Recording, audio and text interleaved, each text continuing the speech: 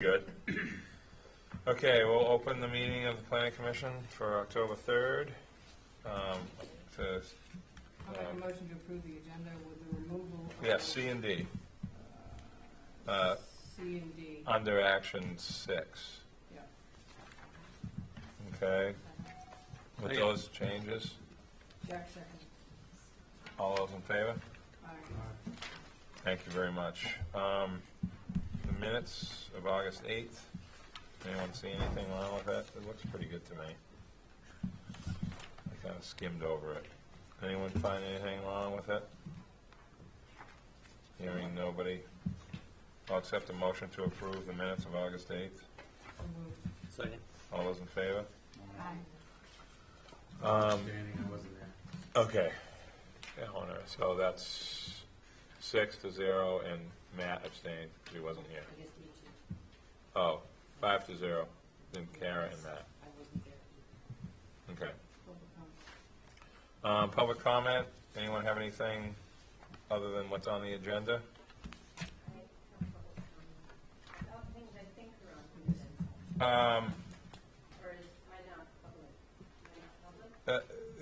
I didn't say that. I haven't said one word. Well, technically, it's not a public hearing.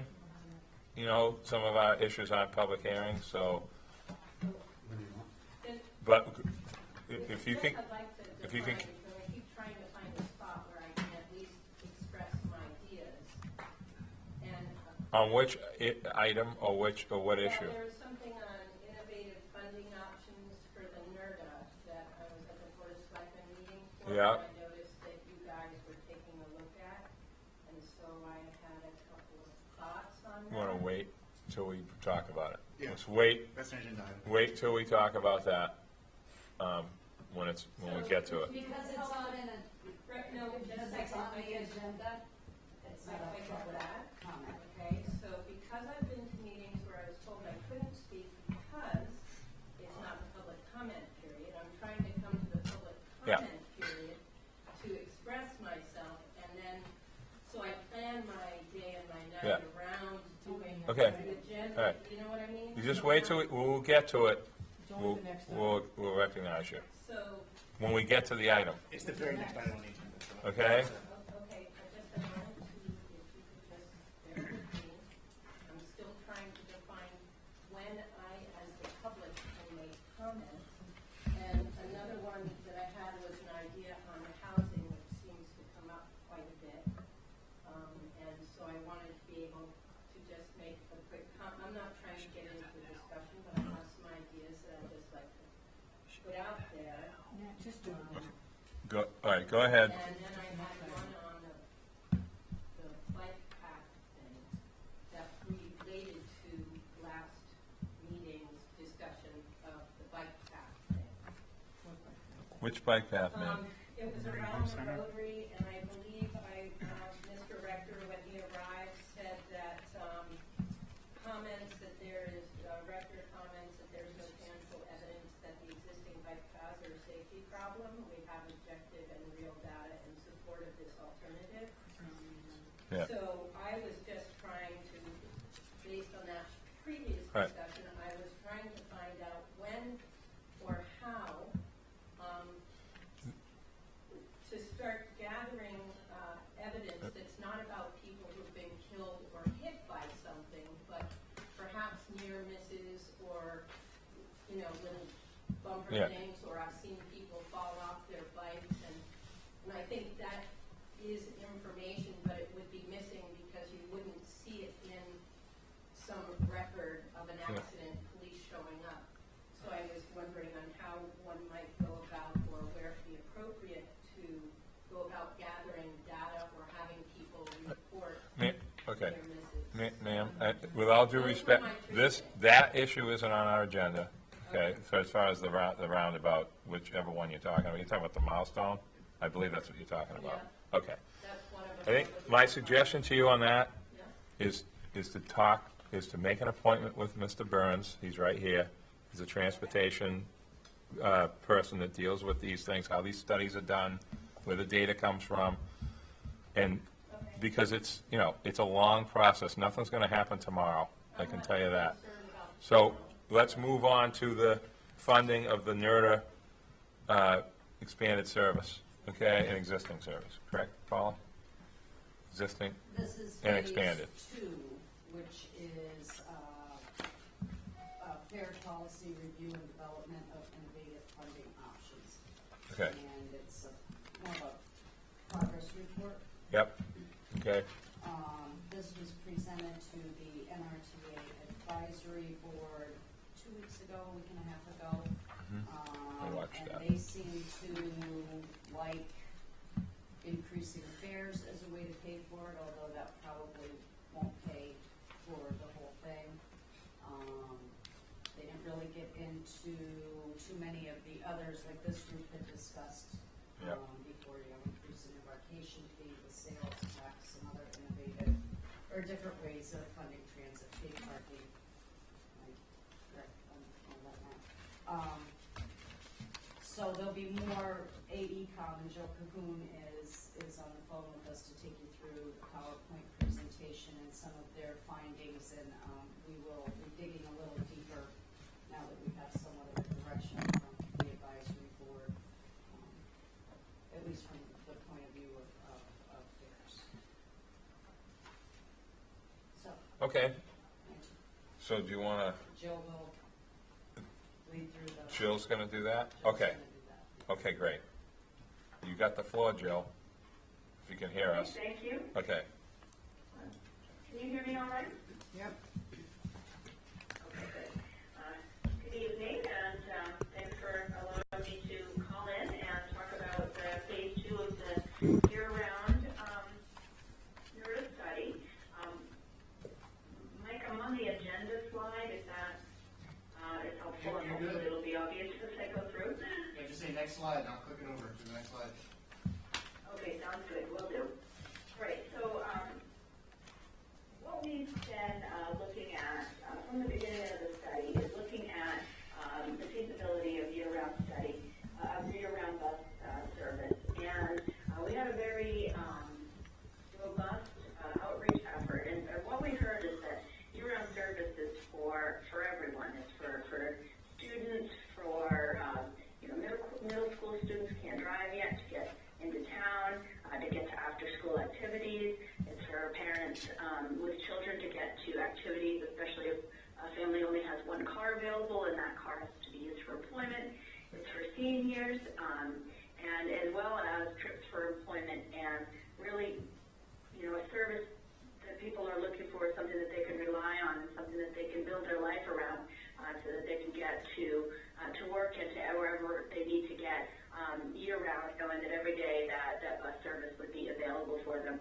And since we completed the outreach effort, we understand that there have been additional groups looking into the possibility of year-round service as well as the benefits of year-round service. I'd like to hand it over just for another quick second to Paula to talk about one such example. Yes, recently the Community Foundation Advisory Committee, which is comprised of 30-some community leaders, met recently, and year-round bus service was discussed. And one of their visions is to see a Nantucket where everyone equally and inclusively has reliable year-round affordable public transportation. And also discussed at their meeting was that there's a lack of year-round public transportation that adds to the isolation of the community, not just for people getting to work, but providing access to services like the hospital, the library, grocery store, and helps parents coordinate getting their kids to activities, especially in the 12 to 16 age group. And I only wanted to mention this in the context that there are other groups, including the Community Foundation, their members, for the people that they represent, that are interested in and do see a benefit in year-round public transportation. okay. Thank you, Paula. So with that in mind, we have a recommended preferred alternative that was developed through, again, an extensive outreach process as well as an evaluation of analysis of alternatives. And just to give a baseline and to have a figure in mind to discuss where we want to move forward and how to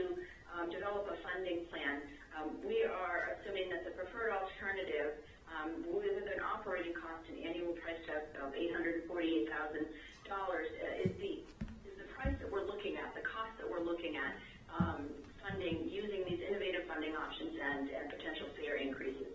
So just keep that figure in mind for comparison purposes, and that's something that, that we'll use just as a reference point, looking at these various funding options and fare increases. So we'll talk about some innovative funding options, some of which are possible in Massachusetts currently, some that are not. Also fare increase options. The fare hasn't been increased in about 8 years, so that's a definite possibility for funding year-round service as well. Another part of our study is looking at fare technology and using mobile and types of technology to increase the efficiency of the operation of a fare collection. So that's kind of a side portion of the study, and if we run out of time, then we'll talk about that at a later point. But that is our plan to talk about those 3 items tonight. So Mike, next slide, and then next slide again. Okay, go ahead. All right, thank you.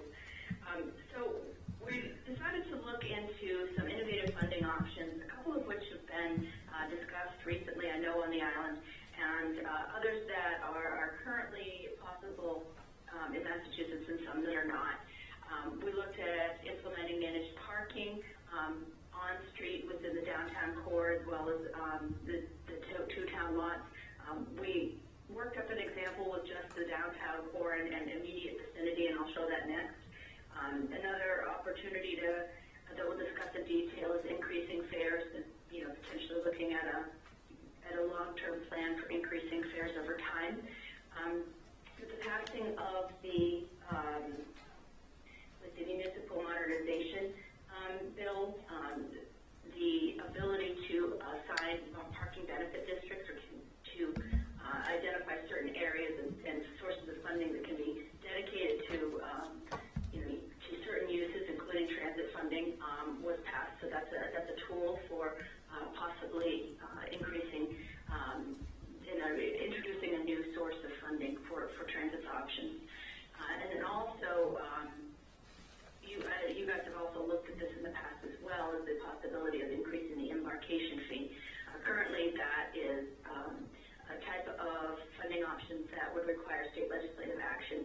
The state act currently reads it's 50 cents, and there aren't any fees on commuter books or for students. So the legislation is currently very specific. So any changes to that would require state legislative action.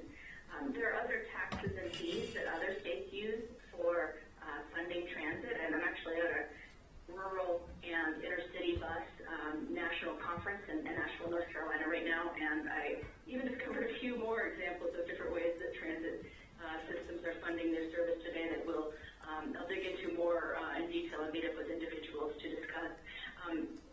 So there are other options out there that may be possible, and particularly in your case where you have in Massachusetts with the regional transit authorities, the group of regional transit authorities may be in a good position to make an argument for making changes to the state laws that allow for other types of fees and taxes to be utilized for operating transit service and for capital purchases. And then, of course, there are other sources of revenue and funding mechanisms, including long-term partnerships and collaboration with nonprofits, as well as employer incentives. And we're looking into all of these in more detail, but wanted to spend more time based on the guidance that we received from the advisory committee last week, and talk about just briefly about managed parking and sales tax and embarkation fee as examples, and then spend most of the time on the idea of the fare increase. Next slide, please, Mike. Great, thanks. So we worked up an example of managed parking. There was a parking study done in 2010 by another consulting firm, Nelson Nygaard, and we used the information that they had on the counts of parking spaces and the utilization in order to just work up a quick example of the types and order of magnitude revenue that could be generated from managed parking within the downtown core. And again, this is the in the immediate adjacent area, which we're calling the outer core here. And we're looking at managed parking that would be enforced for a very short period, only from Memorial Day to Labor Day, during the same time frame that you currently have the parking structure, and the $1 to $2 range, so a very low rate, cheap rate of parking. So just looking at those assumptions, a short period of time, a low rate, there's potential annual revenue in the core, outer core, and including monthly passes for residents and workers in the order of magnitude of $350,000 to $700,000. So that's a possibility of some real funds that could be available for transit funding. Next slide, please, Mike. The other example is the embarkation fee. And again, we used a lot of assumptions based on the way that it's currently done, as well as some figures that we received from the State Authority, and made some basic assumptions with and without possible change in fee for commuters. Again, this would require a state legislative action to change this law to allow this to be possible. But order of magnitude, we're looking at about $240,000, and that's pretty conservative. That could be generated from an increase in the embarkation fee. Next slide, please, Mike. Go ahead. Yes. Ask a question while Yes. you're here. Did you speak to both the High Line and the steamship on the commuter books? You got those numbers? Yes.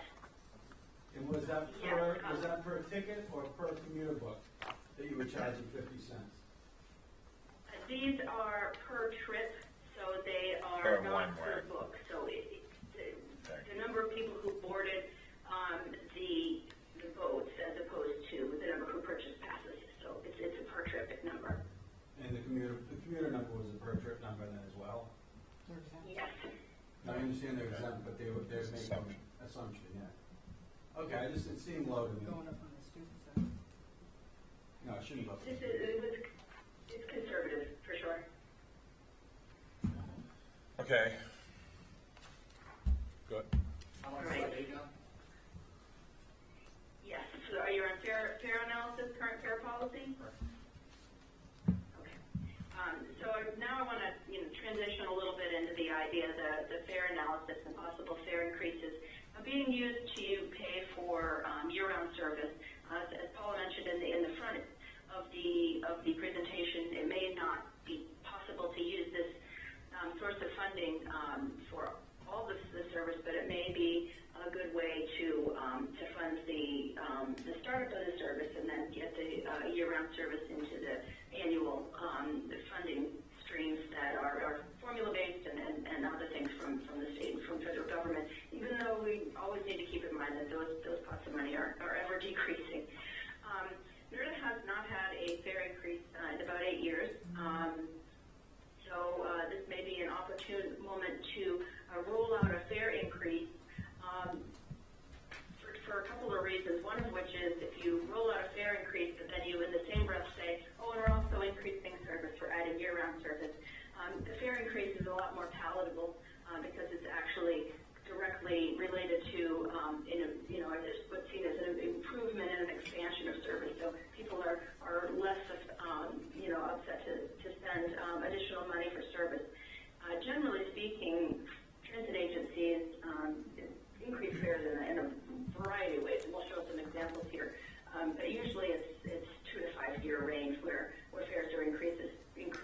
So we're well within the beyond the time at which a fare increase could be expected, particularly with increases in operating costs and the cost of living and things like that are increased over time. So the current fare policy are for cash fares. There's $1 for the shorter routes and $2 for the longer routes that go out to either ends of the island.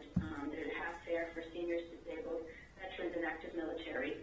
Short-term passes can be purchased on the buses, as both 1, 3, and 7-day passes.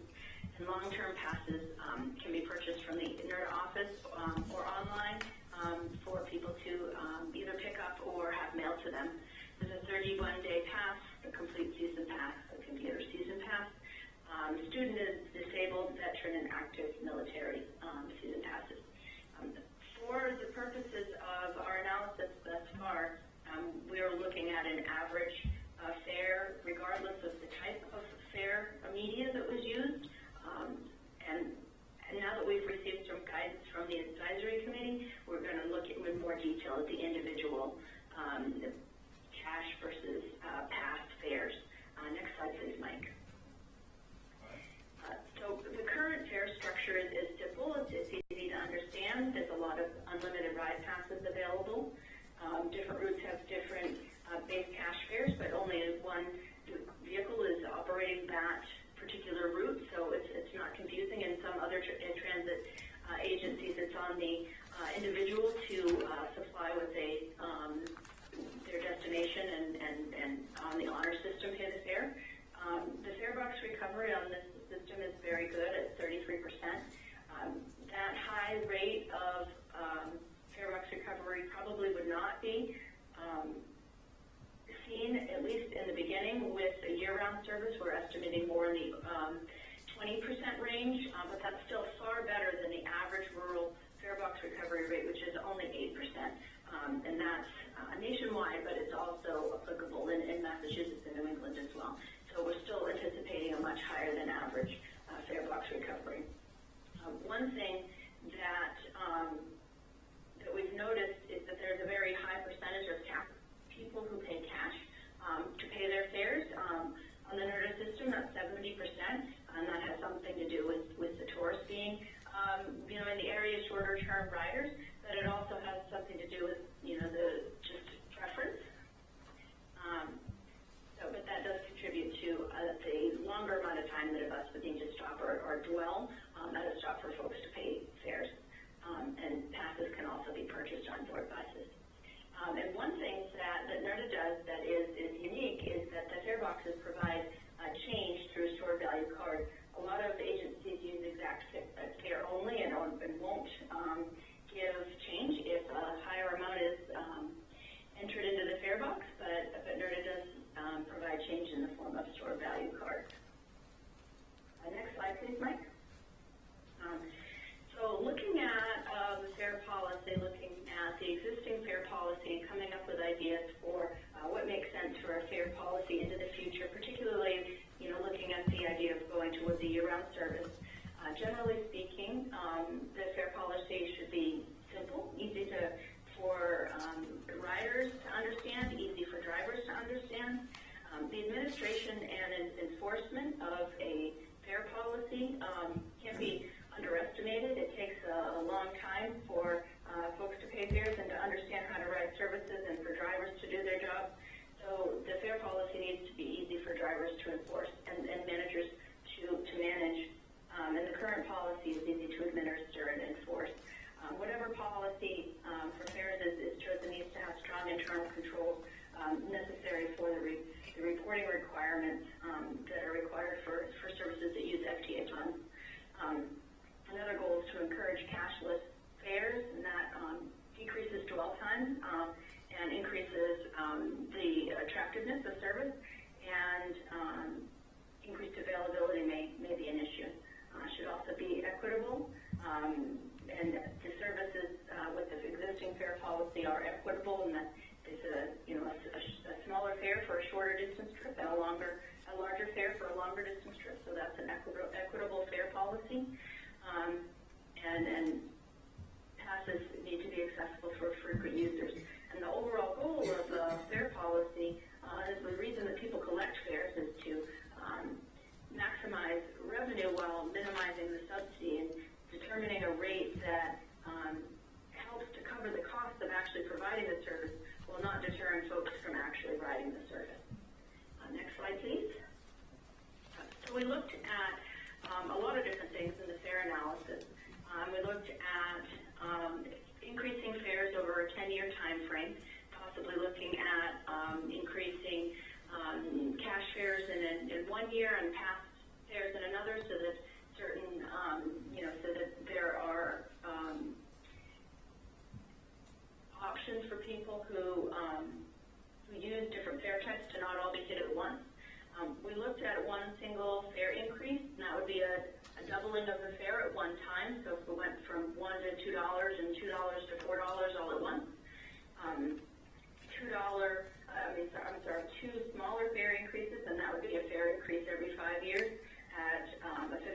increase at each of the 5 years, so 2 fare increases within a 10-year period. And then another option that we looked at would be 5 small fare increases, so that would be every 2 years a fare would be increased. And we looked at the option that the first fare increase would be 10 cents, and then subsequent fare increases would be 25 cents. All of that is challenging to understand, and to make it even more complex or easier to understand, depending on your bent. We multiplied that out onto a table. So next slide, please, Mike. Looking at the possible revenue over the course of the 10-year period with these different options for increasing fares. So here on slide 12, this is a very complex table, and I'm only really going to focus on the year 1 and what the differences would be between these various options for increasing fares. So right now, with the current service, that is seasonal service, on the far left-hand 2 columns, there is the current ridership and the current revenue. And again, that's seasonal service.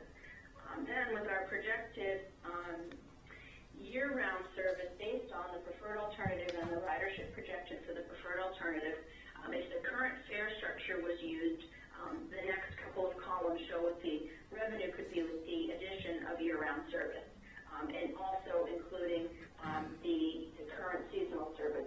So that would be adding the year-round service to the current service would be about an additional $276,000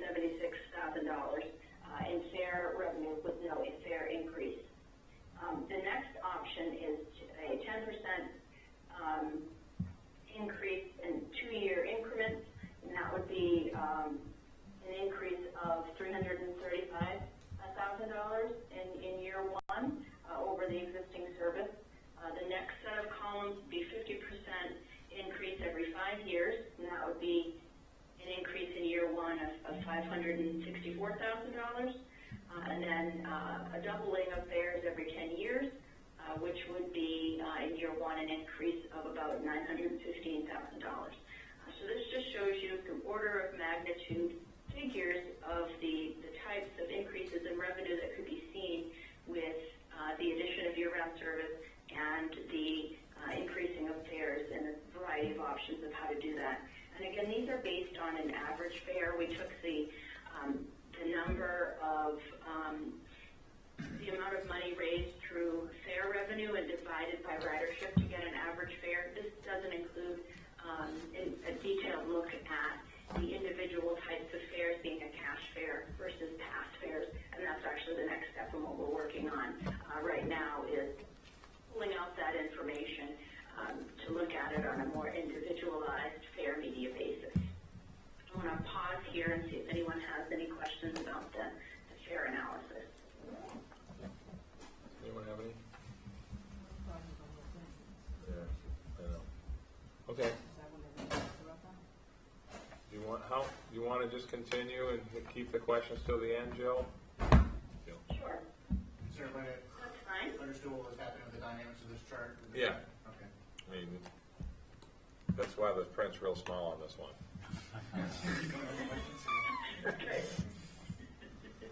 Figured that out 10 years ago. Okay, we'll move to 14. Okay. So a kind of a tangential look at increasing efficiency and then, looking at possible fare technology while we're looking at possible fare increases. We looked at different types of fare technology. Using fare technology has some benefits, and that's decreased dwell time at stops and improved schedule adherence. Dynamic fares, fare integration, improved data collection, and improved accountability, as well as some cost savings.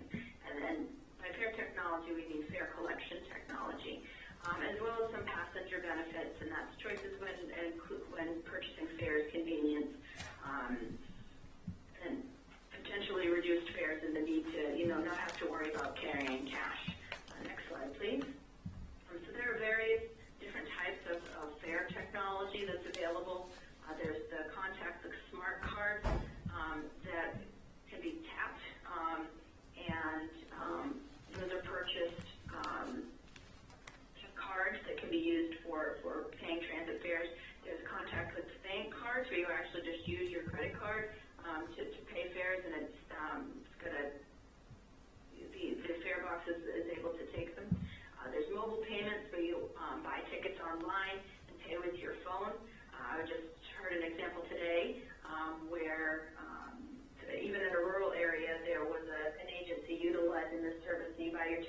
online, and it produces a QR code, and then the fare box just scans your mobile phone.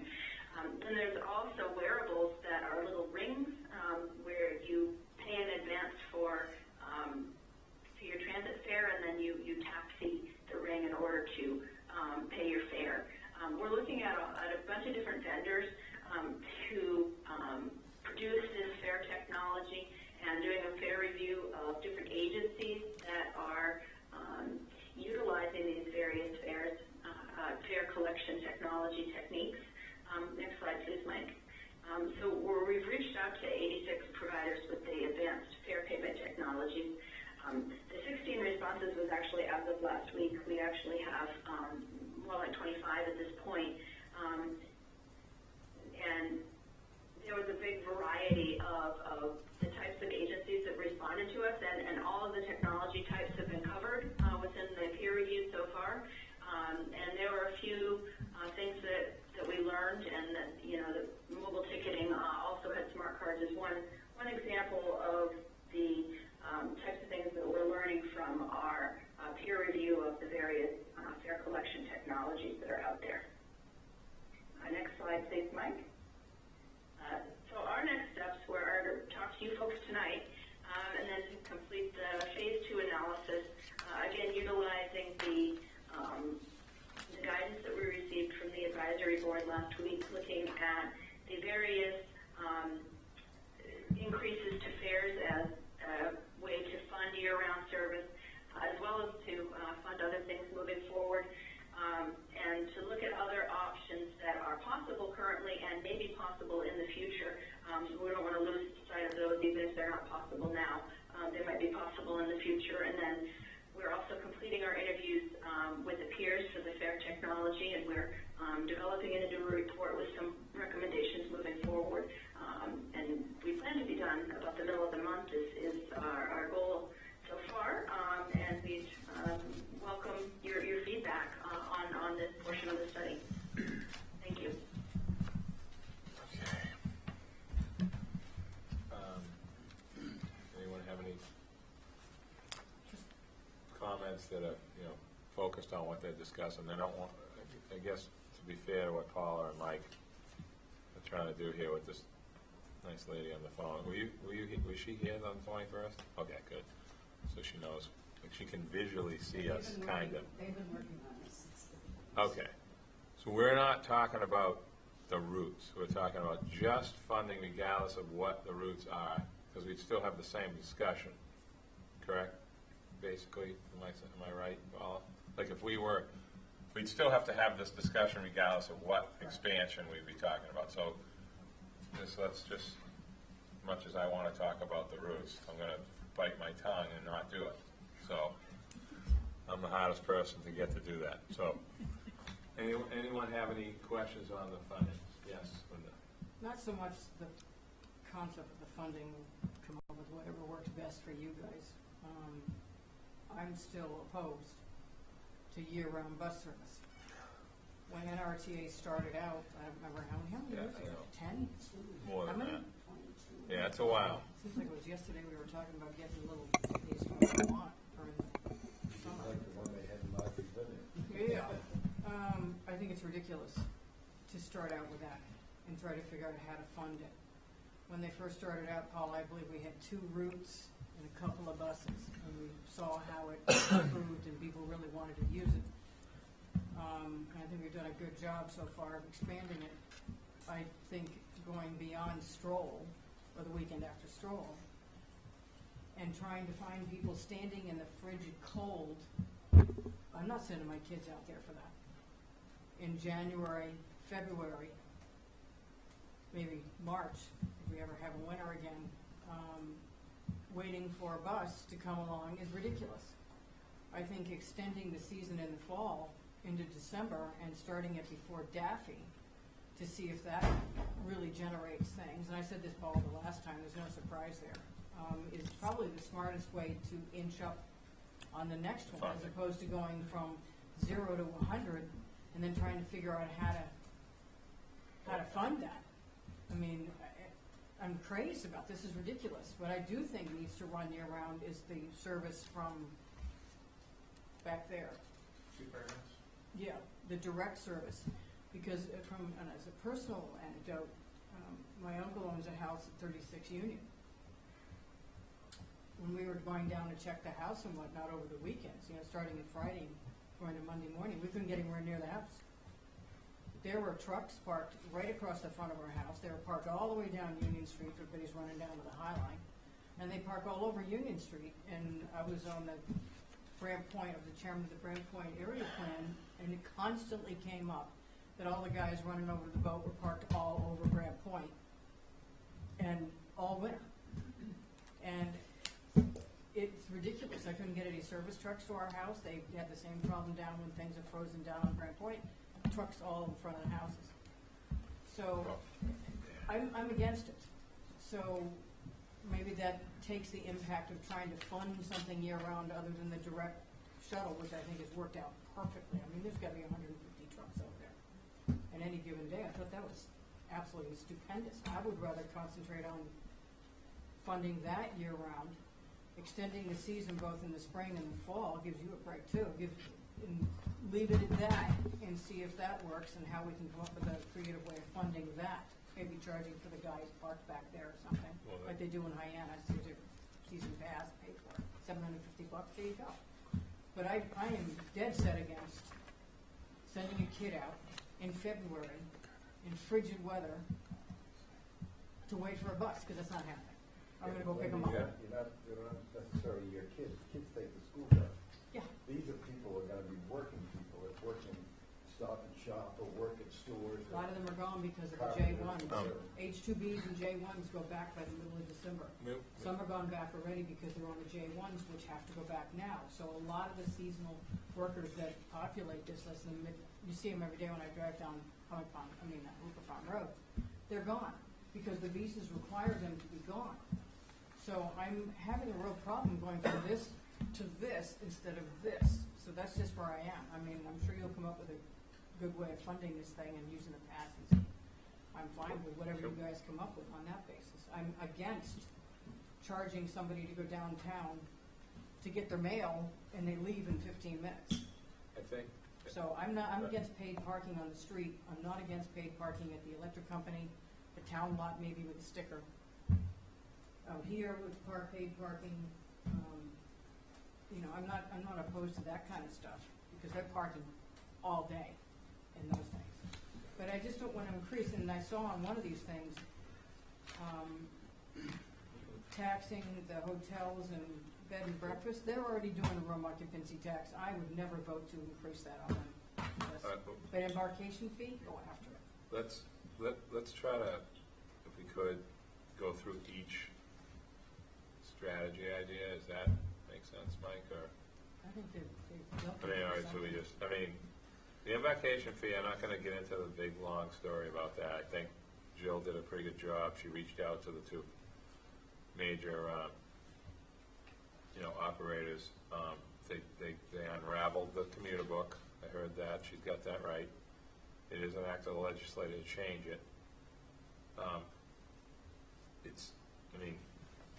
She didn't mention where the current one goes, though. Does she know where that goes? We all do. Okay. We all know, and that's not happening. And that's something that I still feel is something we should be looking at. I really do, because that is not directly related to what it went in for to begin with in 2004, I believe. So, but anyway, I'm not opposed to increasing the embarkation fee. I just want to do it right, because you can't get a second chance to do it, Mike. You know what I mean? Like, we've talked about this. I still feel commuter books should be like a fee for a book, not per ticket of the book. We might as well just eliminate the whole thing and just leave it 50 cents and just let 50 cents attach itself to every single ticket no matter what you buy. I mean, it wouldn't make a difference. So my feel, okay, I understand. A lot of that student stuff is tied into senior citizen ticket books is the same. So I still think that the commuter book needs to be like a fee for the book itself, Mike, personally, but I'm not saying that that's the only answer. I do think that there's room to definitely touch the commuter books one way or the other through the embarkation fee change, but I'm just saying if it gets written to to go to the state, it's gotta be done right, so we don't raise a big ruckus, you know what I'm saying? The parking thing, I mean, we've never had paid parking. I mean, we've been talking about paid parking since you got your job over there at Remain. Longer than No, seriously, I mean, we have. Well, so I still feel this downtown parking sticker to just have the privilege to park is still has a great opportunity once it's explained right. I call it the Great Point sticker downtown, where there's no seals. And, you know, I think the other stuff is going to evolve. I don't think we should pick a method of parking and fees for this, because that's a big town administration, board of selectmen, whole big thing of all sorts of different ideas. I think we need to definitely get this out here set at $1,000 a year for these vehicles. I mean, John came up with 1,200, I think, until 2 meetings ago, and I think that that's a good number. Why wouldn't you want to keep it similar to what they charge? Because he made some good points about why it should be more. We're providing something really big for them. Over there, it's a little bit different. It's for your own personal convenience. I mean, this is mostly businesses. We'll just go back. It's a little bit on different. Grand Point, we'll go back and parking on Union Street. That's No, but fine. but that's illegal. I mean, they No, can be it's not, towed. Blair. No, it's Yeah, not. it should be. It's not. It's But a that no can be- parking restriction on those All right. areas. Commercial in the vehicle. Okay. Well, Let's- it is up until a point, the line would have to be moved. Linda, the line would have to move from where it is, but then it becomes an enforcement issue and whether we're actually enforcing it. No, they'll still park there. Enforcement. It's enforcement, that's the, Well, I think that but I think we've come a long way in 3 years where they're not doing it now. And we get the town lot in the summertime, which makes sense. We didn't have that before, so I think that, you know, we haven't done anything since the 3 years ago. We haven't really changed anything. So I think that with the right solution, you know, we can make it a little bit better. But they have to pay to be out here. That's crazy. Does anyone else have anything to add? I mean, I don't want Mike, to I'm Jill just, get upset with us. just curious about how many buses are in operation on a daily basis with all the routes that we have when you're looking at 20 minutes, 20 minutes, 20 minutes for each stop. What's the total amount of buses that are en We route? operate 15 buses. 15? Do we have any advertising on the outside of the bus? So just an idea, and I'm We not, do inside, but not. yeah, if there was just one small on the outside, each side, that's 30 advertising spots per day. If you even say, comparing to Inky Mirror, what you pay for an advertising spot, I'll give $3,000 or $5,000 a year to put my advertising on the side of the bus. So you're looking at that's $90,000 to $150,000 of instant revenue just by putting an advertising on the side of the bus. And that's continual advertising going around. There I we go. love that. It's Not in very the Nantucket. controversial. I know, well, that's what we have to fight. Okay, there's a good revenue idea, but now we have to fight. Do we Not want that Nantucket. in There we go. Well, we do have, J. Crew. the wave, and that's a nice form to promote, but take away that big wave, and that's advertising, put a small banner of some sort that's removable, and that can be changed up each year. That's a significant amount of revenue that you might warrant a little bit further discussion. Here's what we could do to get people to accept the fact that we have public transportation. We had to fight that battle 22 years ago. Wendy, go ahead. Sorry. Yeah, I just have a few comments. I mean, I'm all for that. I think John's onto something. It could be done as like a quarter board. This bus sponsored by, Yeah, it could be like tasteful. The highway signs. It's Yeah, not, but- it doesn't have to be like a New York City bus Yeah. or anything. So Correct. I think that's a great idea. There's a lot of private sector support that could be coming at this. I really, really hate to see sales tax keep being mentioned in this climate when we still have no online sales tax and, brick and mortar is still fighting it. I will keep fighting that one day in, day out. It's just the wrong answer for this. Everything that's more transportation oriented is a lot more appropriate to my mind. My big question, given Linda's concerns, which is definitely where I started on all this too, I thought this was a little bit of a huge jump. I've kind of come around from the sort of, equality perspective. It's easy for us with cars to say we don't need it year-round, and it's a lot harder. But we don't know the need until we do it. And so my question is, are there other, towns that have had this and had it be like really, really not utilized, and how do you roll it back? That's a Because it good is question. easier to add on. How do you roll it Does it back? go this way, then That's a this good way? question. Take it away. The Vineyard was very successful when they went to year-round service.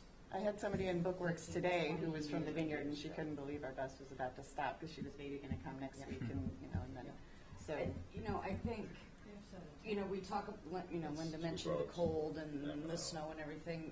We're one of the few communities, Joe, nationwide perhaps, that don't provide year-round bus Yeah, I think that service. reflects there's really poorly on snow, or Nantucket. There's snow other places, it's cold other places, it's just as cold in Boston. Yeah, I and- feel and- really strongly that we need to do it, but I just do worry that if the costs, or if the need, John had another good idea, or maybe it was Nat, somebody talking about, taxi vouchers, like the cost Oh, of a million subsidizing bucks. them. Yeah, like really Yeah. give everyone a ride who needs one, make sure we do it, but we don't have to maybe do it in to the tune of 800 grand a year if the need is less. And I would just hate to see us committing to something where that money that I think we should go ahead and do several of these other pay parking for sure. I love the idea of, if we're gonna raise the fare, $2 seems super reasonable to me. If we're gonna make a jump, then we better make it year round. If that's 100% cost in 1 year, I think it's very palatable. I've actually asked people about that, and they're like, yeah, it's a no-brainer, clearly. But everything else around here costs a lot more than that. That seems very low, so it seems fair to me to do it. I feel like I've talked too much, but are there other communities who've had to roll it back or no? It's just always the population is there to use it. Julie, do you want to field that, or? Sure, yeah.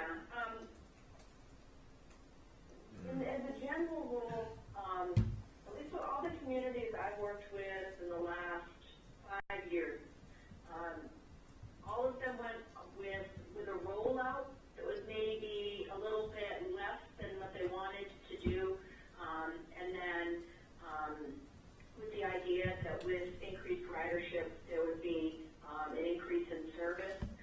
So generally speaking, it's better to roll out something smaller than to put out something larger and then bring it back. So in this case, we did look at some cost-saving options, all of which still have year-round service, so that that bus is available every day for people to go out there and get the bus, but that are a little less frequent service. So one bus is used to do 2 routes, for example, so that the frequency of service on a given route is an hour instead of 30 minutes, for example. So there are some cost savings options there. So that might be a way to start a little bit smaller and then build upon it. Is that a model that we've seen here? Sorry. I just want to give 2 examples, actually. 3 communities that I've worked with in the last 5 years, they all rolled out a service that was a little less frequency, maybe not all the way to the end of the route to start, and all 3 of those communities within the 5-year period have expanded twice, and both in terms of frequency and in terms of service coverage, how far they've extended out. As a general rule, the millennials and seniors are increasingly using transit services, and so that they've been very successful as they've been rolling out, and as I mentioned at a National Rural Conference this week, and the success stories and the increased success over the last few years and increasing into the future with the millennials as well as the dependents of seniors has really been, increasing the attractiveness of transit services, particularly, in communities that are tight-knit, such as Nantucket. We go from 50,000 people to 10,000 people as of right after Stroll, basically. It clears out for 3 or 4 months. We're not talking an 80-year-old going out to stand on a street corner in the cold in January to wait for a bus. If they miss the bus at 9 o'clock, they got to wait for another hour. That's not happening here. That's not the way Nantucket functions. We have a senior citizen right here. But that's not. But if your That's buses not are on absolute- time, I think Right. people would go out and take them. As long as, you got to get used to it. If a bus is going to be there at 9 o'clock, it's got to be on time, be there at 9, the people would be there. We have our I don't see handy-dandy the, phone app too. Right, and plus you have the island ride for the senior citizens now. That's running already. So we do have that part of it, doesn't run on obviously Saturdays and Sundays, but they do have that running, is the Island Ride for senior citizens, and that's very popular. I think it's crazy to go past, a week past stroll, because you'll have an idea, Paula, how many of the H2Bs and all that stuff are still here. We'll have an idea of how many people are taking it in the colder month of December. And then you'll have an idea before Daffy in the end of April. If you roll it out at the beginning of April, you'll have an idea of how many people are back, because all those visas start coming back in again. And people start coming back from college and all that stuff. You'll have an idea of how many people are using it in the sort of the colder months that aren't really driven solely by tourism. So Well, I don't look at this, and not to belabor It's okay. what the service will look like, but we did hold our public, I mean, we need to keep this, we need to remember this. We did hold our public meetings in January. And a lot of year-round people that use the bus in the summer came and strongly supported and very much want a bus that they can rely on year-round. where? The one Mid-Island mostly? Well, yeah, with market analysis and stuff, I mean, that certainly makes the most sense in where people are living. But I mean, this isn't, we're not just saying, oh, we should provide year-round bus service. There were a lot of people in this community living here year-round that support that. We're not talking about Sconset and Nantucket or Tom Nevers. We're talking about Mostly the corridor. And if we recall, And Old 50% South Road, of the you know, revenue, You gotta keep in mind what's happening in the Old South Road, nobody Right, at Farm that's Road something, Old South corridor, Road and and Paston's thing, and we'll have a station right there, but we're talking about, keeping this thing going. To fairgrounds. that That's will part of this be equation. another discussion, probably not with you people, but that funding discussion needs to happen at the selectmen's level. Is very that soon. separate from this? That's concerning. It's not part of the way that funding works. It's, I know they it's been funded explained it, differently and I for the forgot last the couple word years. But they that used. has to keep going. Absolutely Yeah. essential that that keeps going. I mean, don't we care about only ran anything it till else. Labor Day this year because money raised could only support service through Labor Day. if I recall, one of the stats was 50% of all the revenue was generated through the Mid-Island Loop area. So if we were going to support an annual, I think, and not go all or nothing and come back and worry about how we do that, wouldn't it be beneficial to implement at least the Mid-Island Loop as a year-round? And then, being that we have the best percentage of being successful with that, because 50% of the overall revenue is generated from that route. So Right. that would help us to determine next year, or the year after, how many more routes that we add to it. But that thing. Have you penciled in, Paula, a way to do, I think we talked about this before, to go down Nobody Farm and sort of take a left, sort of plug that in? Okay. Because, I mean, that's kind of where it needs to sort of end.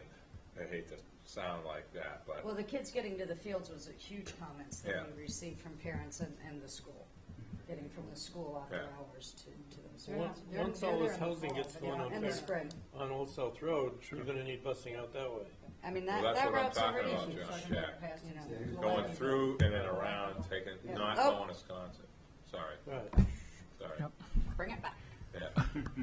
Okay. Well, plus, we did take Boulevard, Lovers, Oak That's Grove, another issue. Monahasset now, Yeah. those are public roads. And before, the thought about buses that, couldn't Paul? go on, the school buses couldn't even Bet go you down have. there, and now that they're public, all the way that route to the airport, there's 1 billion people on that whole loop. But it was private, you couldn't go on it before, and the school buses couldn't, but now everybody, it's open access. I didn't even think of that. And they're paving and putting the bike path in all the way out. So that has to be looked at. Andrew, go ahead.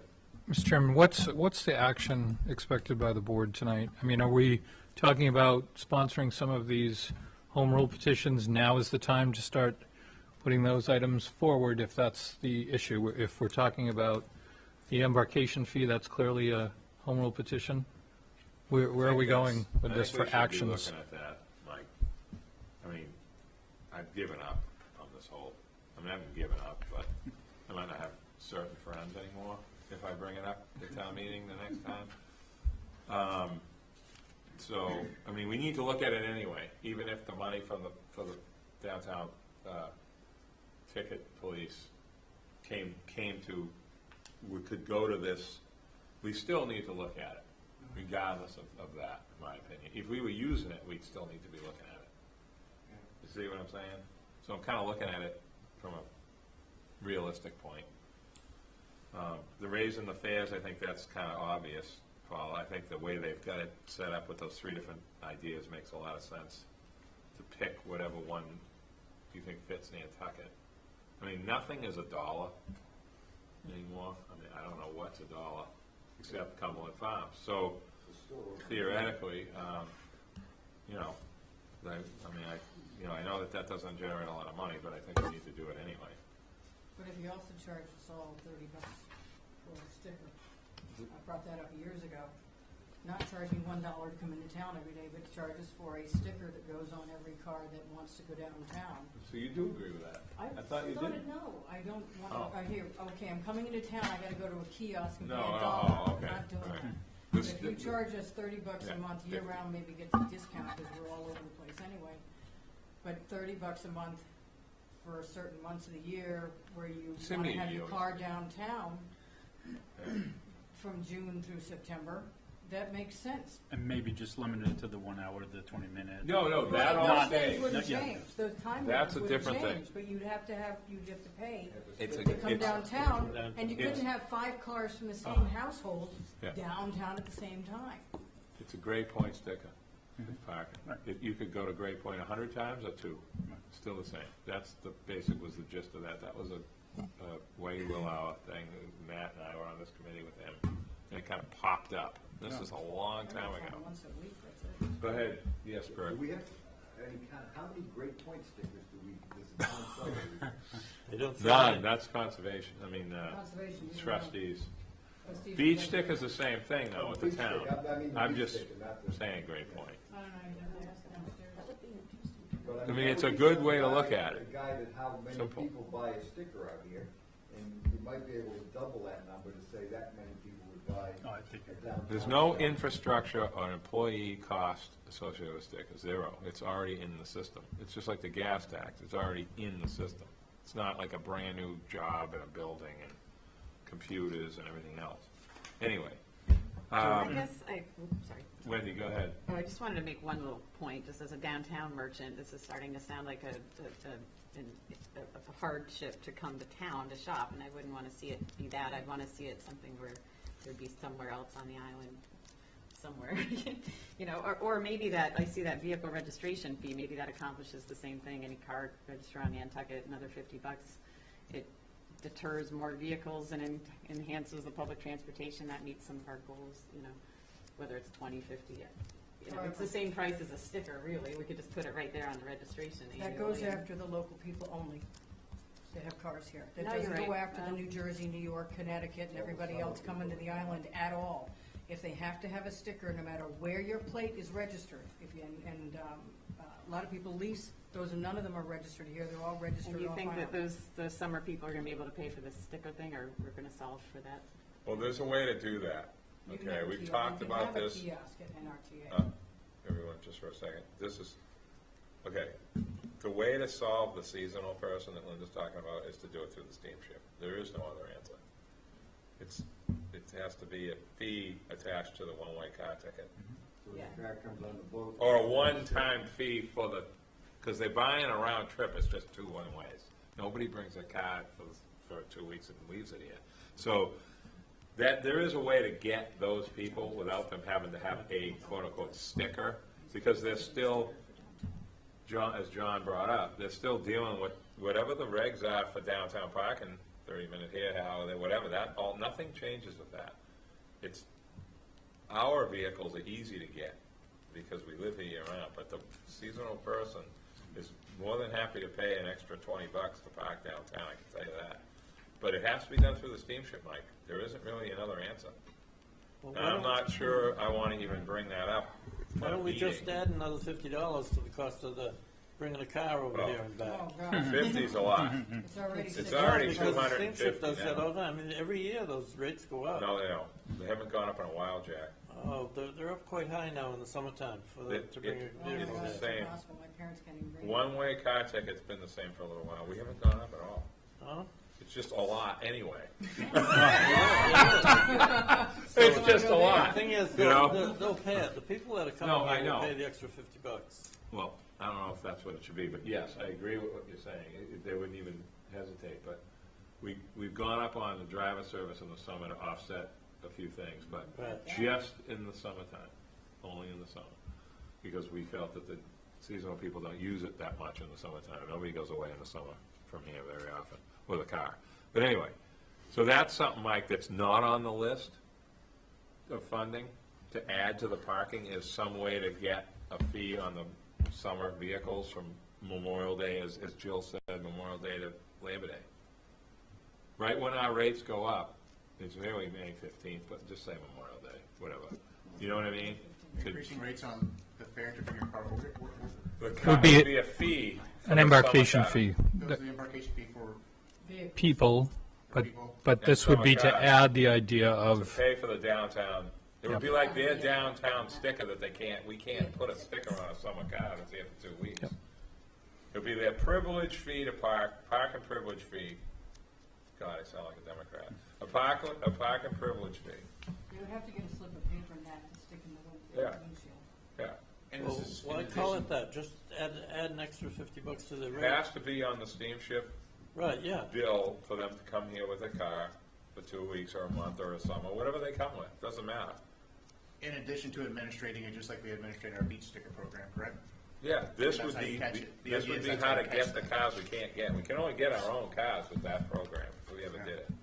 How would you put a sticker on a car here for 2 weeks? It's impossible. You give them a piece of paper for the windshield. If they've paid that, Yeah, but then they just sell that piece of paper off you. What you wanna do is well, just all right. charge them like. It has a date on it. Yeah, but how do you Right, know when just- you're downtown that they have done it or not done I it? don't add it think to you the need fee. No, to. these are all just like mechanical things that we can, It's just, easy it doesn't to matter figure if out. you catch someone or not.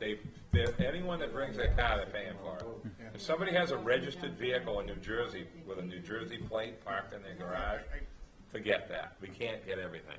So So just- it's not, yeah, this is another conversation. Jill's getting upset, she's. just in This relation and to the what next Andrew was seminar. saying, what are we expected to do here today, Michael? I don't know, Mike. Are we going to try and like simplify and bring this down? Because if we're going to have any chance to bring some of these good ideas, there's a magnitude of ideas out there, and I think we should try and shrink them down and start working on those if we're going to bring those to the annual meeting. Yeah. Because if we just look at 100, I guarantee April will be looking at 100. We've got to look at some that are more viable than others and spearhead towards those. Is that what you need from us tonight, or just to go over and this is where we're headed, and then at the next meeting, it's a little bit more tightened up? Right. That, and I think a little bit of what Andrew had got, is there some direction that we need to do as staff now, based on the information that you have, in preparation for town meeting, like the embarkation? It seems like Nat's. I'm in thought favor of that it, was a good idea. doing Is that- something with it. Is that a direction you want to provide, say, the Board of Selectmen as like a recommendation for a way of financing this? Is that we need some kind of vote, I guess, or action of whether you embrace that or not? Again, the sticker program, that could be another recommendation is, I think we want to get is recommend a toolbox of a Yes. couple of different options. Yeah. Some of them I specific. think for the homeowners sales associations. tax is out the window, forget that. Okay, And well, no that's, more tax on hotels and. no, They're already no, paying, no, we no, haven't no, touched no. it, see, this is where we get into the Room politics, occupancy Jill, tax. Jill doesn't know about all of our, okay. out-of-town rental houses that don't pay anything. There's all these crazy things we haven't fixed yet, it's sort of the cart before the horse, we raised the hotels and the rooms. It's 9%. worse, because nobody out the other side of the island that's renting gigantic houses or swimming pools aren't paying anything, so we haven't fixed that yet. We can't touch that until we fix that. You know what I mean? However, no hospitality fees can be charged to those hotels and B&Bs. They're paying a room occupancy tax now. Well, this was something different. This was assessing a $1. There's other communities that every hotel room that's rented, there's a $1 fee on your charge that goes to funding public transit. So it's not It's- increasing the tax because But it's they're our- at No, the but max it's now, additional but- money again to a Yes. struggling To only B&Bs, one and entity I'm than not- the other I'm not doesn't willing to pay. do that. But not through the It's, tax. it's a, whatever. It's a pain in the butt for them to collect it now, and not gonna add. Can I ask Jill a question? I'm gonna get my head blown off here in a second if someone hears me say this. But is this new legislation, Jill, allow for individual community gas tax increases, or is it state? That was removed. It's only state. Okay. She's gone, see, she's No, already she sick of isn't. us. I think we, I'm here. Oh. I'm here. My answer is he's right.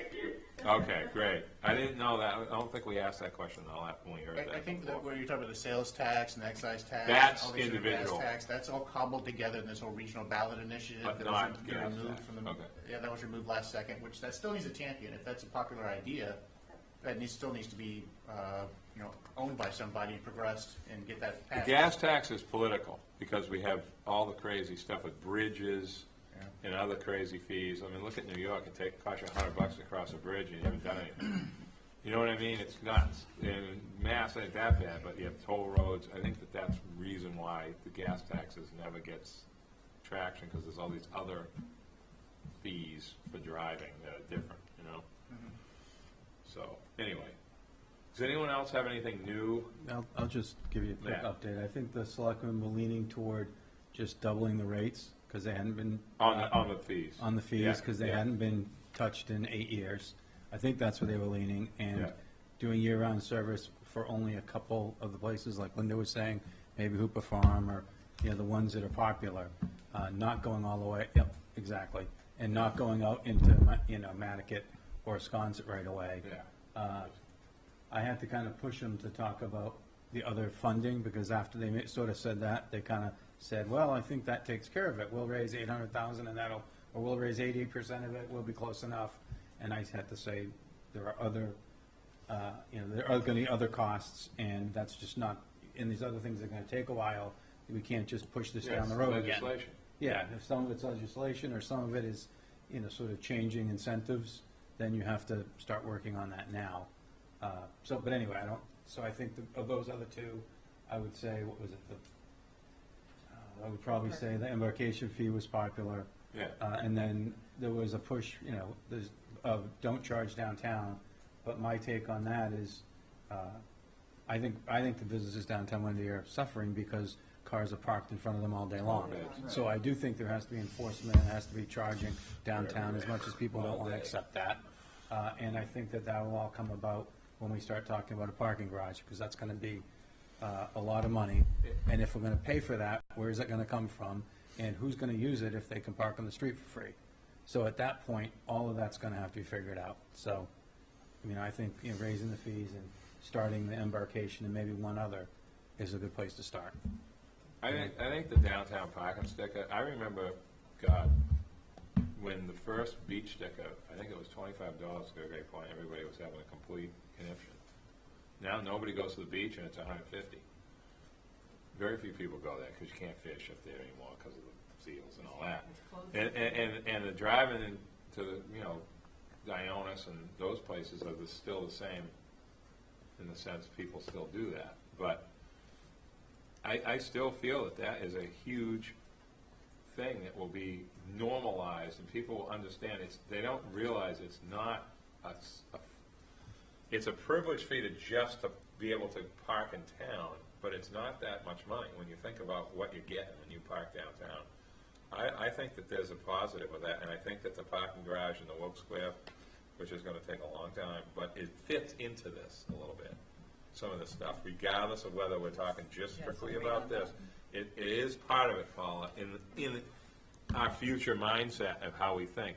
Because I still feel that we shouldn't have parking meters, scratch and sniffs and all that stuff. But at some point in time, there might be something that we do think is okay.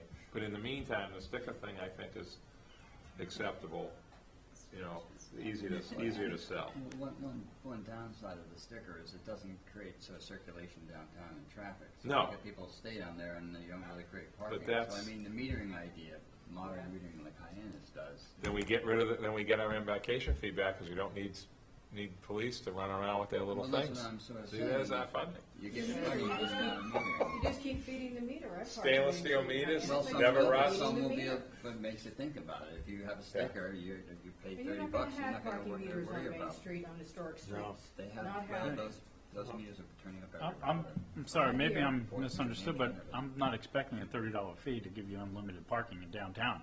Right. I'm saying that It's $30 still- fee is just nobody said that. gives you the right to park Even- downtown. And then you still have to adhere to the local, What Andy- the time frame. What Andrew Yes. meant though That's what I was, said. Yeah. they'll pay the $50 for the sticker, but they're still gonna do what's happening now. That's what Andy meant. He was saying that there's still a problem regardless if it's $1,000 to have a privilege to park in town. They're still not moving, or they're moving the car 2 inches. Well, if they're you still know, and going all to do that, stuff. at least we're getting that funding. I still think the mopeds are a problem, but anyway, we're not gonna get to that now. They It's need to have- ridiculous. They need to All have a day they place to park there. park, but those things need to be gone. Okay, to Just get put this, 'em on- no, put to 'em get on the this off the sidewalk. ground, You can't, Yes, you you can't can. get access. to get it off the ground, why can't the town come up with some money to get this going for the first couple of years, along with this other money that we're gonna try and bring in? Town come up with a little bit of money to get it going for the first couple of years while we continue to raise the money. So Matt, what he's saying is like free cash or some of these other things that could happen one time. Is that what you mean, Jeff? Right, yeah, Yeah. for the first couple of years. I think if you looked at the requests that are coming in now, it's through the roof, and we look at the expenses that we're gonna be facing. Yeah. It's, That's where you come in. oh, yeah, it's not there. Rachel. So I think that, yeah, in the A town, one-time check. no, the town, I just think that that's, They're paying also. yeah, I mean, the housing stuff, the sewers, Yeah. you know, we looked at some numbers the other day, the schools, last year it was about $300 a house. This year it's gonna be $500 a house if we pass everything. And that's gonna be on your tax bill every year going forward. Yeah, And so but- I think but people, look at it in the sense of, we're gonna do all this housing and everything else, all this housing on Old South Road, it's gonna be more people. We aren't doing it just for the people that are here. Oh, yeah. There's still gonna be more people here. We're gonna need this busing. So why not get on top of it now and let the town help us get this busing going for the first couple of years? well, as I think the town has already taken, They get trained on how to use the bus. Well- I think the town has already, you know, it's sort of like the ferry connector. You know, everyone's backing out thinking the town should pay for it, when, you know, with the steamship and the High Line, those guys spend, you know, thousands, if not millions of dollars in Hyannis to Yeah. provide the same thing, and they don't have to provide it here. You know, I think that there's an obligation, you know, from that side that should continue forward. Right. And I've said that continue. We're not asking that much money in the scheme of things. Yeah. And, you know, and the benefit they're getting, we can start charging and maybe, and we enforce better downtown and charge out here for the fast ferry guys, but, you know, at some point, they should be contributing too. Everything falls back to the town. Everyone thinks the town has unlimited dollars, and that's just not the case right now. All right, so let's continue. I'm sorry, Jill, I'm sorry that you're in our dirty laundry now. But thank you for hanging in there with us. I think Matt's comments were right on point, the two that we know, because you have to put a warrant article in for the embarkation fee Yeah. and the other Right. thing, and then talk about some sort of a sticker or something as the third option or something, but I think you're on the right track. Condense it down to 3 for this year. And the seasonal car, I'm gonna bring that up. I'll bring that up Wednesday, just to kind of talk about that. It's been brought up before. This is the first time it's been mentioned. But we have to keep that Just two to kinda- fairgrounds thing. Just the Matt. car, I don't right, care yeah. what it costs to get that Yeah. two fairgrounds direct shuttle has to keep Steve going. Sayers will have an Yeah, I answer to agree. that. If it's legal. and That's the all best that thing stuff. we ever did. And I Okay. personally don't think that the parking districts or those benefit districts will work while you're still charging, you know, commercial properties twice as much as everybody else. If you actually change the tax Structure. setup, the tax structure slightly, then you could, Didn't we do it with the 30% a little bit? It's Well, that- reset now. well, now we have to adopt that. Oh. That's the, for the community, that's for the Islander exemption. But the, you know, But that right? resets some of what you're talking about. Yeah, so that would reset it slightly, but that's probably gonna just help the year-round people, but there's a lot of, you know, people who have businesses and houses, so they can run their businesses and everything else, they're paying at a lot higher rate, and some of them are, like the inns and hotels, are competing against people who are doing the exact same thing, paying half as much. So though, I you know, got you. so if you actually equalize that, you know, and made the rate, then maybe the businesses would be willing to pay a little bit more into a parking garage Well, one and of the into a things that parking could district. happen, you know, this is gonna sound, I'm continuing the meeting longer, and Andrew's gonna get really mad at me. But, here's the thing, right? If we came up with a way to fix that seasonal house rental tax, you could very easily fund this thing in 1 second. We've tried it twice. That would help a lot. No, but I think it could happen now with the technology, Linda. It was always about how do you track it. No, that wasn't just about that. The real estate agents didn't want it. That's But it does, it's kind of reached that point, where eventually it has to happen at some point. Well, it's back to the I agree. original. I was involved both times it was drafted because I was working for Yeah. the inns there. Yeah. And But it's just, anyway. we came up with it twice. Matt Parker had a nice one, a version, and we came up with another version after that failed, and nobody would vote to expand the room occupancy tax to their short-term rentals, which is, 3 months or Someone. less. Nobody would do it. It will Couldn't happen. get the votes, and then Just it like was, the parking and it was garage, it'll fought up happen. at the state by the state real estate group. They've got a very strong lobby up there. All right, well, Jewel, we're gonna close out this item with the things that we listed. Paul's got them written down, Mike's got them written down, Sort of. and, Just so we're And clear, Matt will bring it there's- back. There's support for this embarkation, Yes. fleshing out the idea of a downtown Yeah. parking sticker, Doubling the fees.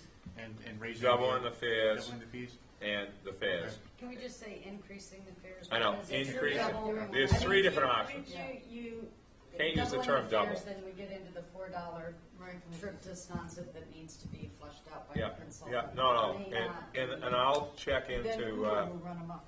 I'll run the idea by Steve Sayers on Wednesday about the seasonal car fee. So I'll make a motion to support changes in the changes in the fares charged, and to pursue possibly a sticker for the privilege of parking downtown. So we're still trying to move ahead on this busing. Well, funding regardless, Jack. But I'll make, If they, funding's gotta increase yeah. anyway, Right. to pay for even that then. yeah, Right. Did you include the embarkation fee? yes, Yes. And Yeah. then to explore how to keep 2 fairgrounds direct shuttle going. That's part of my motion. Second that. Nat? all in Okay. favor? yes, yes. All in favor? All in favor? Aye. Those opposed? Unanimous. Thank you. Eleanor, Thanks, thank Joe. you. Okay, Bye, Jill, thank you. Bye, Joe, thank you. thank you, Jill, sorry. Hope you didn't miss dinner. She wants Thank one to God, get, no. oh, she wants the fares. Don't care. Mercy. All right, the modification of the plus agreement with the health department. Andrew's gonna give us a little explanation of this, solving this issue, on paper. And Roberto is here to just, It's very simple. say hello to us. Yeah, it is very simple. We've basically already accomplished this. It was a good, it was a positive change. And, we had Leslie and I had a clear role in, I think, professionalizing some of the practices of the Board of Health before Roberto got here. And I think Roberto was doing a great job. For those of you that don't know him, Yep. here he is. So, So- What it is, Andrew, is just ratification of something we've already done. We just never officially voted on it. Yeah. The amendment Yes. to the original agreement, that's it. So I'll make a motion to approve the amendment to the agreement to take health out of the plus department. Is there a second? that. Second that. All those in favor? Aye. Aye. Those opposed? Unanimous, Eleanor. And I think Jack seconded that I think Jack did. before Matt, yes, just for the record. Ratify removal of Board of Health from. Yeah, Yes, yep. from the plus agreement. Okay. We were skipping over C. Thanks, Roberto, for coming. Thanks for everything you do. I mean, you're kind of one of these guys that Now slid you in go and, now. nobody knows you, but they know you now. Suffer through an hour. You go. I'm in trouble myself. All right, and, Mike, the Old South Road corridor study, Wait, Nat, for those who came in late, we already took C and D off the agenda. Kara'd like to get C and D off our agenda. We got E. E on the, Mike, this is you, right? Yeah, this is me, and Gabe, you're still online, correct? I'm still here. Okay. Well, it is getting late, so I'm not gonna, well, I'll It's try to fine. breeze through this I as fast understand. as I can, Yep. but this is a little bit different than the presentation that was included in your packet. I felt it needed to be refined and honed in with some tasks Okay. attached to it, so It's a little bit different, hope you bear with me going through it. This is a task that's in their 2017 UPWP under livable and complete streets. We have in the neighborhood of 25,000 budgeted for consulting services. That is not a very good budget at all. Just looking at a proposed study area. These are all intersections circled in blue here that are, we already have intersection turning movement data for. We have already a lot of data that's already been collected. So we're going to save a lot on that. This is about 10 or 11 intersections. I think it's 11 intersections. A comparable study off island looked at 20 intersections and the same kind of scope of work, and it was more like a $400,000 study. We don't have that kind of budget, so we got to do what we can within 25,000-ish. So this is our study area. We're essentially looking at a couple of intersections at Pulpus Road and Milestone Road because we think that connectivity is something we need to do between Old South Road and Milestone Road. I'll touch on it a little bit later, but it also includes Novier Farm Road. Again, all these intersections here, we have data already. It may be a year or two old. It's probably not best practice to use a couple of year-old information, but we just have to for this. We just don't have the budget to collect it for that.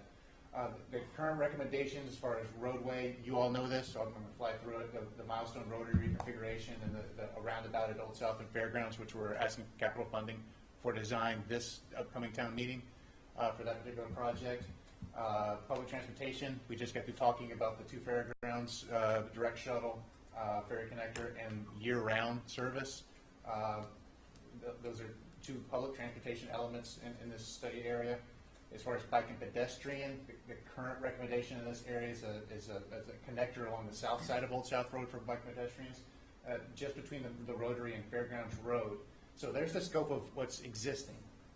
What this study would evaluate as far as roadway, there's connectivity between Milestone Road and say the Surfside Fairgrounds area, as well as left-hand turning movements coming out of the NOS shop in those neighborhoods to the north of Old South Road, taking a left-hand turn, and left-hand turns coming out of, say, Amelia Drive and Toombs Court area, left-hand turn onto Old South Road, flushing those out to improve those and make those easier. Yes. As far as public transportation, increased frequency along Old South Road. Right now, it's 1 hour service up till 10 a.m. 1 hour service probably isn't good because there's a lot of working families that live along Old South Road. That's your multifamily overlay district, a lot of condos. Huge density along Old South Road, so that really doesn't serve a lot of the employees that need to be at work at 10 a.m.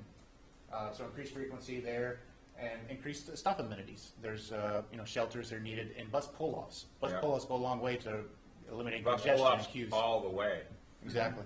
The width of the bus, which is a key issue that we've been talking about at the Richmond discussion. Exactly. So looking at all those, I mean, you can see the bus stops along Old South Road on this map here, but obviously the major ones need pull-offs. And the bike pedestrian, we need more connectivity for the crossings to get from businesses on the south side of the road to the bike path, or from the bike path to the businesses on the south side of the road, making that safer. And whether you do that through including refuge areas for pedestrians and crossing the road, the idea is to investigate ways to make that safer and have some kind of measure of making that better. And you really need that near fairgrounds. People come right through there. Yeah. Well, we got to put that little path in to that Newtown Road would solve a lot of that. Yeah. That people are racing backwards to cross back over. It's insanity. Yeah, exactly. So, anyway. So these are the modes to address. And, we're trying to make this multimodal because it's a complete street type of spirit that we're after here. As far as tasks, I tried to break these down into two basic tasks. One is finalizing a study area. I don't think there's too much contention on whether these 11 intersections in this area needs to be expanded or whittled down. I think this probably is appropriate, but if you have concerns, this is the time to kind of address that now. Is our study area okay? The goals and objectives for this basically is what I had talked about: connectivity and mobility for all the different modes of travel. Linking the roads to other major thoroughfares. So refining those goals. Now, coming up with evaluation criteria. Some of this is quantitative. Just having the data, doing the counts, and providing that. But some of the safety measures will need to be a little bit qualitative, a little more descriptive, rather than having a specific percentage or a number that you're getting after. But again, mobility and safety and environmental effects with air quality, and because this is in the wellhead area, try to understand those kind of concerns, but also the bang for the buck, the amount of investment with the magnitude of improvement. There's got to be some of the measures of success as well. The last part of that, public involvement. I'm thinking the work group in this arena, or maybe a small work group of MPDC members, may be a good way to control this and keep the focus on the study, and then bring comments and recommendations back to the larger group.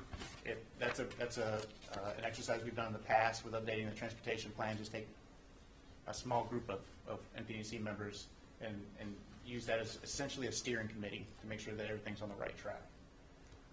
And then having a few public informational meetings and milestones. That would be essentially an initiation meeting to kind of go over what the study's all about, what existing conditions you already understand. Once we get to a place where we have some kind of issues and concerns, and that can be that have been evaluated with some kind of recommendation, we can have a threshold there for a second public informational meeting, and then maybe a wrap-up public meeting. That could be a way to structure that, and it's obviously we always put these things on websites so they can be accessed by a lot of people. The second task is a little bit more gets into what the consulting service is being used for. Again, we don't have a large budget for this, so existing conditions have to rely on existing reports, existing traffic studies that have already been developed through, say, the planning board and counts that we already collect in-house. Using a build condition, I believe we have a pretty good idea of where recent major commercial developments along Old South Road are happening or could happen, so we don't really need to do like a build-out analysis. Yeah. We can kind of rely on institutional knowledge and the current condition of development to rely on growth rates. So that should be too expensive of a task. The third item is, I mentioned something about issues and opportunities. This is probably relying a lot on public input from the neighborhoods along the roadway, but essentially quantify and qualify the congestion, safety, mobility, and then try to do some kind of evaluation on the extent of improvement that each one of these recommendations would have. And compare alternatives.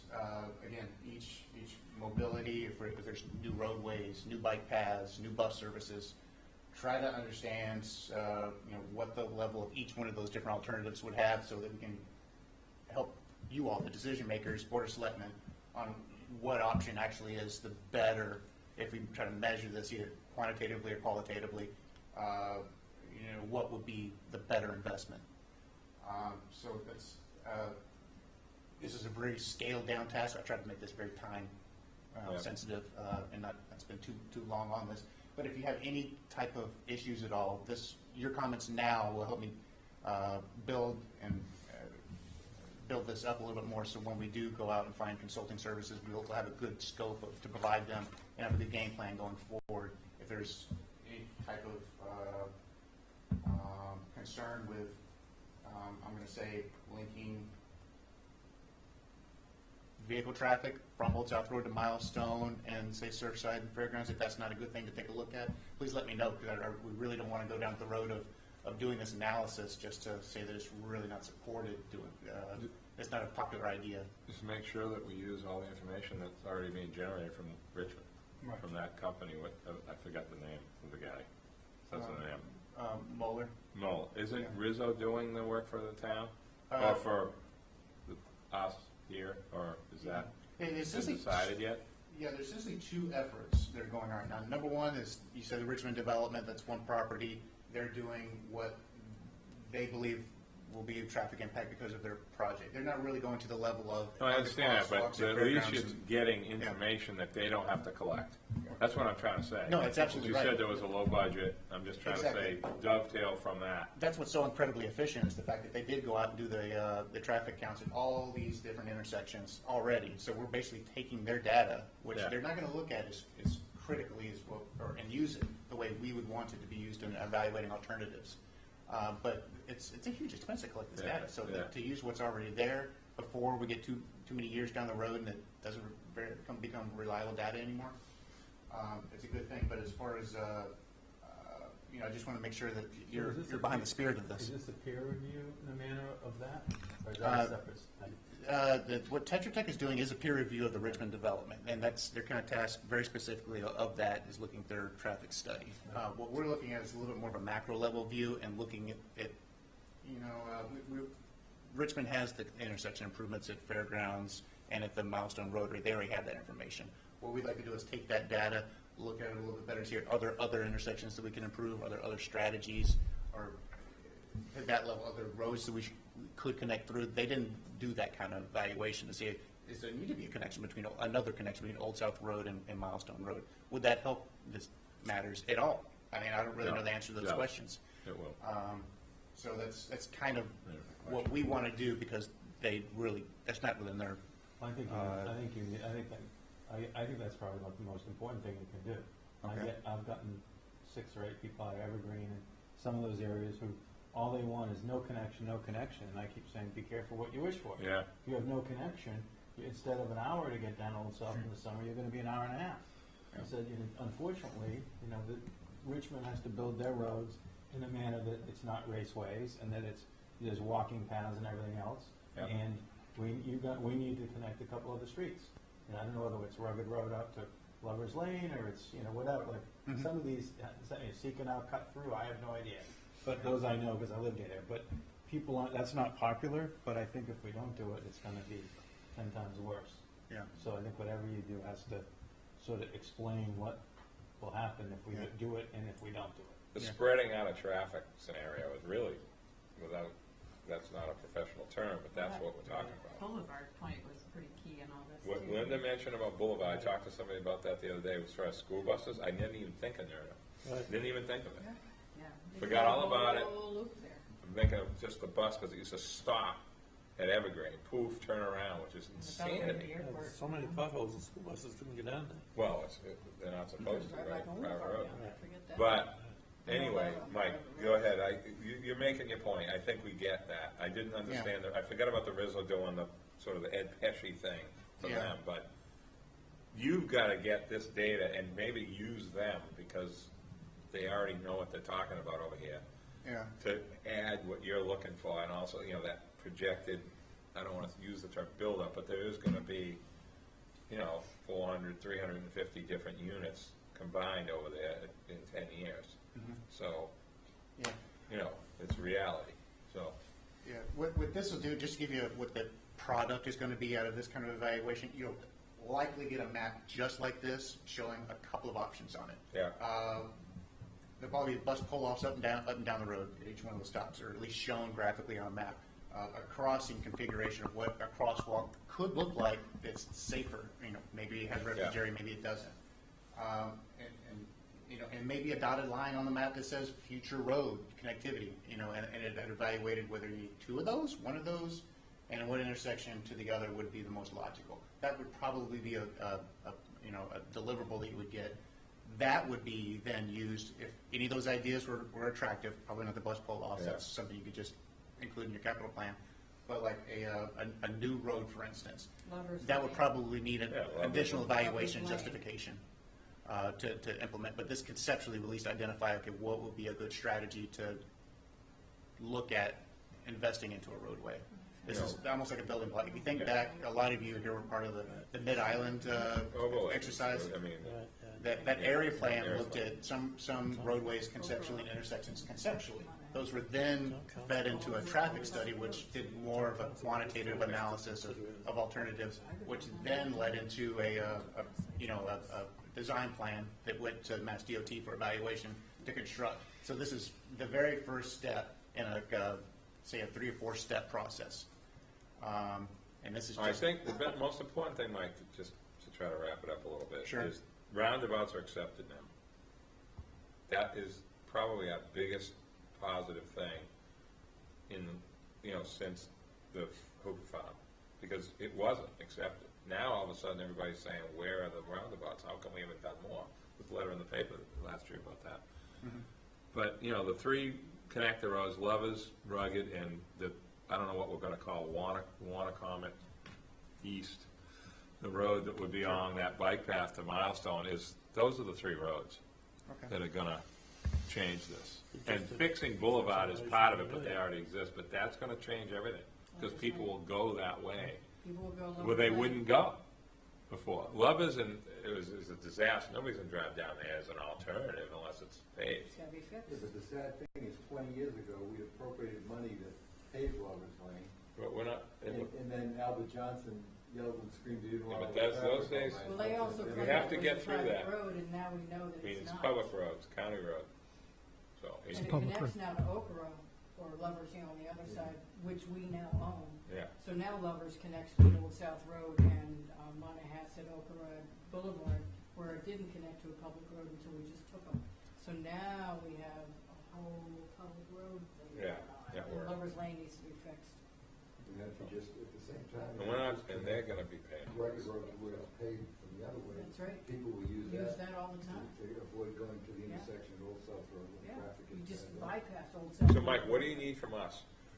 Just What saying. you're doing right now, Yeah. it'd be fine. I have to write a project scope for services that we need to get. So Yeah. if there's really no outcry on anything that you've seen as far as tasks that I'm including or things that I'm going to ask for evaluation services on, as long as you're comfortable. Yeah. This is definitely in your comfort zone.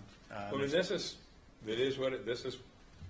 the other Bartlett Road, this is the industrial Bartlett Road, Just it's do the it. same thing, Okay. yeah, absolutely. We don't have to go through the rest of it. Okay, so we'll look at trying to scoping out a work group and then the timelines and things like that, so. And I would for the next reach meeting. out to, should we reestablish a North Crossing No. people, or just leave it separate? No, there's Okay. nothing doing this. All right, I don't want to. well, you were part of that, that's why I'm asking. I was the chairman of it, I don't want to reopen it for this.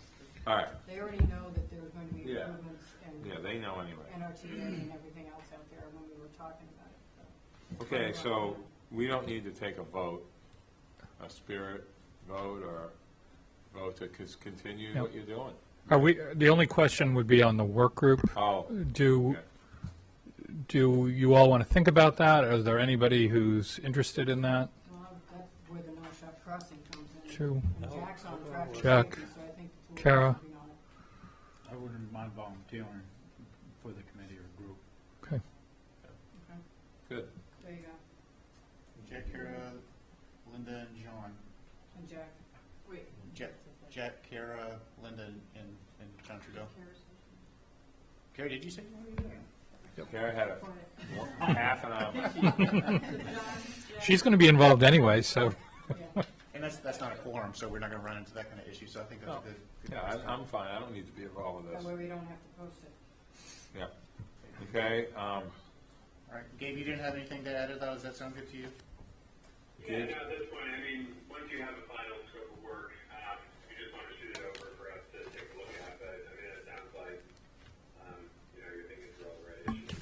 Yeah. Just so you all know, we do have to get Mass DOT's financing this through the UPWP, so ultimately they're going to be the ones to. The study part. Yeah, the they Rizzo gotta get their part. approval for the All right, contract and the I scope see. and things like this, so. Okay. Gabe get rid of passing on Old South Road to Bean Hill? I'm sorry? Gabe, the guy that gets rid of passing on Old South Road to Bean Hill? Okay. Get him on it. All right, the special town meeting, Andrew, do you have anything for planning commission concern, not planning board concern for this, any of these? Not necessarily, but it's here in case you want to weigh in on any of the articles. Yeah. Yeah, it's not big enough, there's not enough stuff for this, for us. Sewer. Okay. Otherwise, any other business? Andrews, any staff reports? Any reports? I don't think we have any. I have one. Yes. Actually, I went to the meeting of the the Governor's Rural Policy Advisory Commission on Friday, the one that Linda volunteered before like a year ago. Oh, that's right, okay. Yes, They you met weren't June. here. That's why Hi, you Mike. don't. When did you know? I was right. I enjoyed it. I couldn't go June 10th. It was in Greenfield the day before graduation, but this last one was in Truro on Friday, and they had set up some subcommittees. They were housing, infrastructure, workforce demographics, and economic development. So I'm on the Economic Development Commission, which where I would have wanted to be, and that's where they only had 2 people so far, so that was really good. So I'm gonna meet with, and it's headed up by Representative Gail Caridi, and then Linda, that knows you, Andrew, from Western Mass. Dunleavy. Yes, Linda Dunleavy, yep. So I'm gonna meet with them in the Worcester area on just the real focus. It's chaired by Crystal Cornegay, I think is her name. This whole committee is from the State's Department of Housing. DHCD? Yes, thank you. So if there, and I mean, I have lots of ideas from my own kind of small business side about like economic development stuff, but I'm, as a representative of the MPEDC, I wanted to make sure you don't have to answer now, but if you think of things, and from everybody's perspectives, what might be good, like really tangible suggestions that we can put, advance to the governor. Actually, the first half of that meeting, I was like, oh boy, this, wasn't even worth driving an hour from Hyannis to Truro and the people from Williamstown. But by the end of it, I felt like, oh, this really could be kind of a good place to get some ideas, jump start, leapfrog up to the top. So just wanted to tell everybody that that's going on, and I'd love to hear your ideas. So, Cool. yeah. You found out they don't have sewer, I bet. We're Where, 100 years Truro? ahead of them. Truro was a cool little town, though. We have to be, It was large. we have to be part of that tomato festival next year. Tomato festival. Get Bartlett's or whoever on that. Yeah, thank you, Andrew, for keeping forwarding the tomato contest. You're welcome. It's not what I know about her, but That's at the market in Boston. That will give us some yeah. publicity. Can I make a motion to Yes. adjourn now? Does anyone else have anything else before we adjourn? Yeah, Mike? Just on the last page of the packet, just as an FYI, it's in the report that you might remember amending the tip 3 or 4 times for the phase 1 of the bike path. Just to let you know, here's the list of bids that came in for eligible bidders and the prices. So we came in below what we had amended the tip. So I think the next step is the a notice to proceed, and then the scheduling of a pre-construction meeting for that phase 1 of the in-town bike path. So it's essentially getting started. Exciting. It's incredible how close all those bids are. Really close. Yeah, how is that going to work? I don't believe it. Lawrence Lynch. I've and seen this Victor before. do a lot Somebody's of been work talking to here. each other. They all know. Lynch hasn't done anything here in a while. Yeah. Well, I'm talking, but they do it together. So that'll be a 2-part. Victor Just say the low bid was Northern Construction. I'm not too familiar with them, but that was the low bid for the project. Here's the, You don't have to take the little bit, right? You take somebody who knows things. No, it's I thought that Guarantee They're they- big like- they'll back out. there's a new name. They'll back out it of it. was a different name. I'm telling you. Mike, trust me. They have no They will idea. He back finds out. out what it's They're gonna still cost gonna them, have to you buy know? their Yeah, they asphalt don't from have it. Victor. Right. It happened with it happens. That You happened watch. with the first mile of the bike, the Wisconsin bike path. Housing. Right. That Nantucket That premium's guy's gonna might have be been up. looking for a job in Nantasket. yeah. They come up and find out all the problems. They're gonna buy the asphalt from Victor anyway, and they're gonna not understand the Nantucket Nantucket Fat. premium on top of He's it. gonna mark it up. He's gonna have a bridge. There's no bridge or tunnel getting here, guys. All right, so, yes,